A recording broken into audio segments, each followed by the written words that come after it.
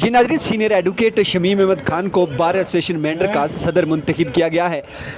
याद रहे कि एडवोकेट शमीम अहमद खान अरनी से ताल्लुक़ रखते हैं और सब डिवीज़नल मेंढर जो मुंसिफ कोर्ट है इसमें सीनियर वकील का अहदा रखते हैं। इससे कबल बार एसोसिएशन मेंढर के सदर जावेद अहमद खान थे। आज एक प्रोग्राम मुनक्कद हुआ और इसमें तमाम वकला की मुश्तरका राय के बाद शमीम अहमद खान को बार एसोसिएशन मेंढर का सदर मुंतखब किया गया है। इस मौके पर तमाम वकला ने उन्हें मुबारकबाद दी और उम्मीद जाहिर की कि बार एसोसिएशन बेहतर से बेहतर काम करेगी।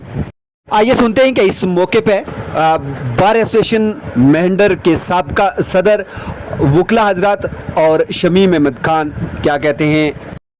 कि आज का जो प्रोग्राम है, आज प्रेसिडेंट बार एसोसिएशन का टेन्यूर जो था, इससे पहले मैं प्रेसिडेंट था बार का और आज टेन्यूर ख़त्म हो गया है 3 साल के बाद।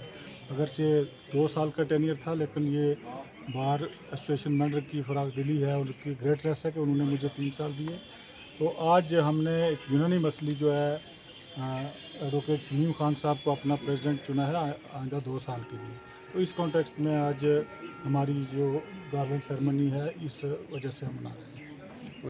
सेरेमनी हम गार्लैंडिंग सेरेमनी कर रहे हैं। इसमें मोहतरम शमीम अहमद खान एडवोकेट, जिनका ताल्लुक हरनी से है और ये बार एसोसिएशन के प्रेसिडेंट मेंढर के मुंतखब हुए हैं।